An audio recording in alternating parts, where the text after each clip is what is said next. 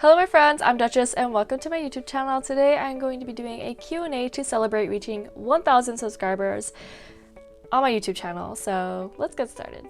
Alright, so before I begin answering the questions, I just wanted to say thank you all so much for all of the support, the encouragement, the kind words.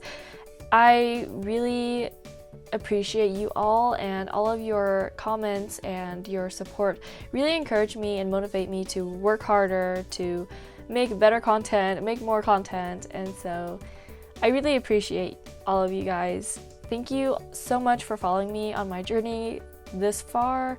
It's been 2 years since I've been on YouTube, so this is pretty huge for me. Alright, so the first question we have is a pretty simple question. It's, when is your birthday and what is your age? So I'm 19 years old. I'm turning 20 this summer on August 15th. Yeah, okay, so the next question is, what made you start a YouTube channel? Honestly, I started a YouTube channel because my parents encouraged me to, and because I needed more ways to advertise my webtoon. I'm pretty sure most of you guys who are webtoon canvas creators know that there's not a lot of advertising that goes on within webtoon, but unless you're a bigger webtoon canvas creator or comic, then you're probably not going to get any spotlight from webtoon canvas. So that's why I encourage social media for those of you guys who want to grow your webtoon. And so I started Instagram and then YouTube, and that's why I started a YouTube channel. And the next question is, when will your webtoon end? I want to start reading it. Unfortunately, as I said in other videos before, it's going to be a very long time. Perhaps 4 to 5 years, because I have such a large webtoon. I should have started with something smaller and simpler, so that way I could really learn and experiment and adjust within a shorter period of time. But it's really long, so I'm going to have to stay really committed to my webtoon and just really work on it and get it finished 4 to 5 years from now. So yeah, it's gonna be a long time. Let me know down in the comments below if you guys are one of those readers who have to wait for the webtoon to be finished before you read it, or if you guys just read it whenever and just come back every week to finish an episode. Yeah, I'm definitely the latter. Alright, so the next question is, which character of yours is your favorite to draw? I don't really have a favorite character to draw because I really just enjoy drawing all of my OCs. I think the most fun characters to draw are the ones that I come up with randomly, or just ones that I come up with in my head. Like when I'm first newly creating an OC, I become really obsessed with that certain character, and that'll be my favorite character to draw for quite some time. But in general, I don't have a favorite character. CL would most likely be the favorite character just because she's easier for me to draw, since I've drawn her so many times compared to my other OCs. But that's probably the only reason why she'd be my favorite. Okay, so the next question is, what has your art journey looked like? Are you self-taught, started with traditional, etc.? Alright, so yes, I am mainly self-taught. My mom did teach me a few things while growing up because she did like to draw at some point as well. It was more manga style, so that's why I was really obsessed with manga style. When I first started drawing, it was about maybe 5th to 8th grade when I was drawing a lot of manga-like styles, but it's not really manga-like anymore. I started with traditional art, of course, because digital art wasn't even really a thing back then when I was a child, or maybe I just didn't know because I'm uncultured. But anyway, I transitioned to digital art when I was 15, so 4 years ago, and I'm so glad I did, because I feel like after that I was much more open to experimenting and trying new things, and digital art has just really allowed me to grow and make art that I wasn't able to make before traditionally. Alright, the next question is, what gadgets do you use to make your webtoon and YouTube videos? So for my webtoon, I only basically use my iPad Pro here, Apple Pencil.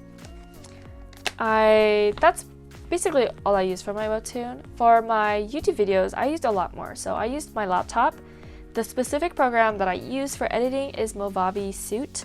It's really easy to use, and I think it just has everything. You can screen record on there, you can edit videos, and I think even edit pictures, even though I've never edited photos on there before, but I just really like it. It's really, really nice to use. So sometimes I record with this here, which is the MOVO, the MOVO brand. Here is what I'm recording with at the moment. But yeah, that's what I use for my YouTube videos and for my webtoon. Next question is, what are your references for art? For art, I use Pinterest all the time because it is literally my most favorite and most precious app. It has amazing algorithms, so everything that I ever search and ever look for is always on my homepage, and it's amazing because that way I don't have to go search up every time, and I can just scroll through my home page and see all the stuff that I want to see or see stuff that I would like to see. And I think that it's really good for my webtoon. So I use references for art a lot. I usually look up Victorian gowns or fancy gowns or simple gowns, and I look up a lot of different poses, hand references a lot because I have to practice hand drawings and I'm kind of bad, so I always use references. And when I can't find the references that I want on Pinterest, which is kind of rare just for specific poses, and I feel like also the way that you word it can make it difficult for Pinterest to find it as well. So sometimes I'll just take a picture of my own hands or of my own body posing however I need to be, and then I'll use my own photo as a reference for my drawings.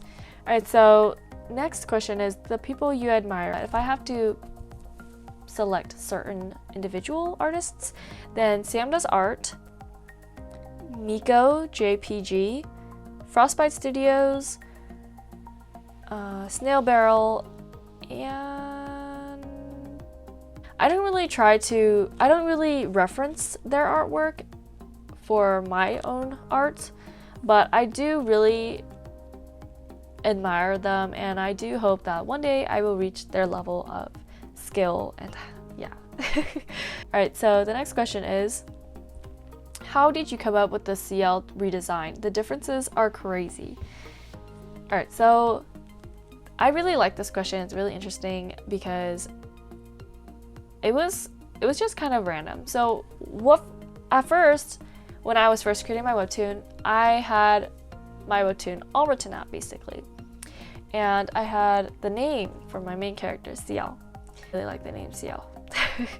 I created a character, right? Brunette, silvery green eyes, maybe 5 feet 6 inches tall. And she gave off this really classy, elegant, calm, mature vibe.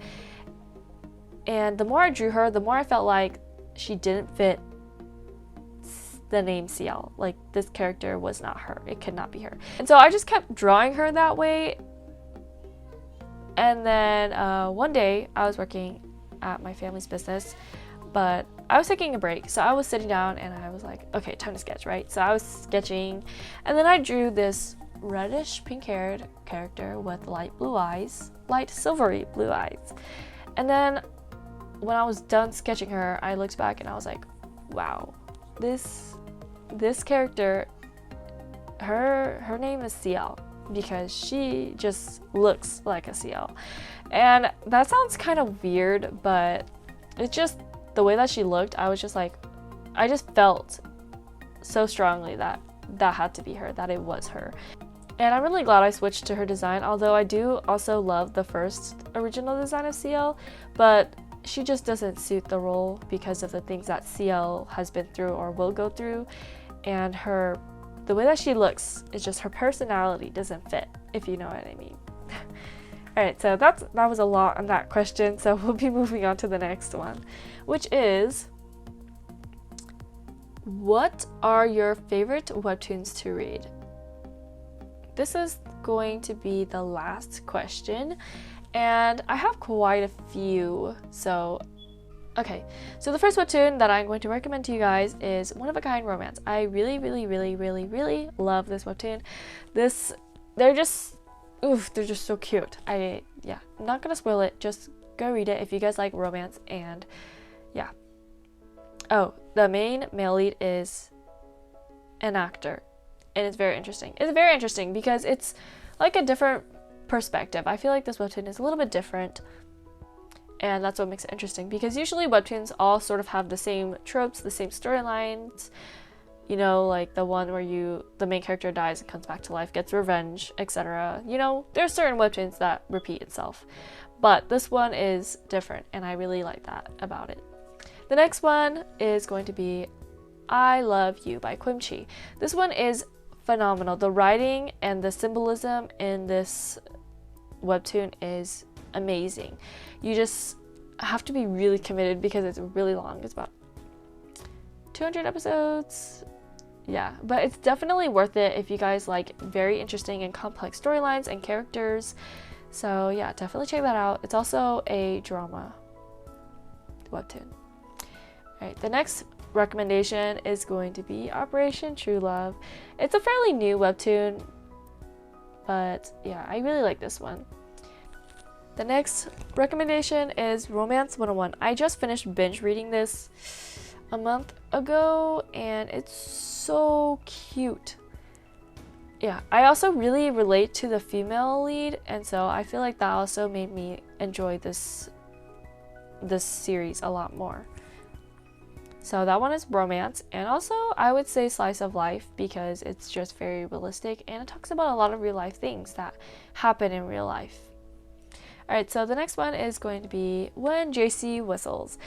This one is a fantasy drama romance. It includes folklore. It's very interesting. I really like the symbolism. The story is also a little bit more complex, like I Love You. The next recommendation is Back to You. This is a time traveling webtoon, and if you watched my favorite tropes video, you know that time traveling is one of my favorites because they're just so good. Like, if you do it good, it's really good, and this one made me bawl my eyes out several times. They should make this into a gay drama. That's all I have to say. Okay, so the next recommendation is Happily Ever Afterwards. This one ended a while ago, I believe. I finished this one sometime last year, and it's really cute, really interesting. I really like the main male lead. If you just read the first few episodes, you will know why. Okay. Alright, next one is Seasons of Blossom. It's a little bit dark, and the way that it's so realistic and the way that they portray everything just can be really emotional. And so this webtoon is a very emotional one, and I really recommend this one for anyone who likes romance, real life, slice of life things. Yeah, I definitely cried a whole ton reading this webtoon, but it was very much worth it. I really enjoyed this one, and also the art style is super cute, so yeah. Okay, next is Match Made in Hell. I actually started reading this one when it was on Webtoon Canvas. I didn't even know Webtoon Canvas was a thing when I was reading this one, so that was quite some time ago. But yeah, it's an enemies to lovers trope, and if you watched if you watched my favorite tropes video, enemies to lovers is up there. Alright, last but not least, one of my all-time favorite webtoons is Odd Girl Out. It's a slice of life drama, and I really like and enjoy this webtoon because it's very realistic, and I don't really like how I always say realistic, but it's just true. Realisticness is something very important to me for some reason. But anyways, I like how realistically everything is portrayed, and how the main character, Nari, goes through all these sorts of adversities that life really actually does throw at you in real life. And it's just really heartwarming to watch her grow from an elementary schooler to a middle schooler, high schooler, and just become a more confident, better person. And okay, so that was the Q&A for reaching 1,000 subscribers on YouTube. Again, thank you guys all so much for all of the support. I didn't really think I was gonna get to 1,000 subscribers, but here I am, and I just want to say that I really appreciate all of you guys. And yeah, that's pretty much it. That is all I have for you guys this week. If you guys enjoyed this week's video or learned something new, please give this video a big thumbs up, subscribe, and click the notification bell down below. Thank you so much for watching, and I hope to see you guys next week.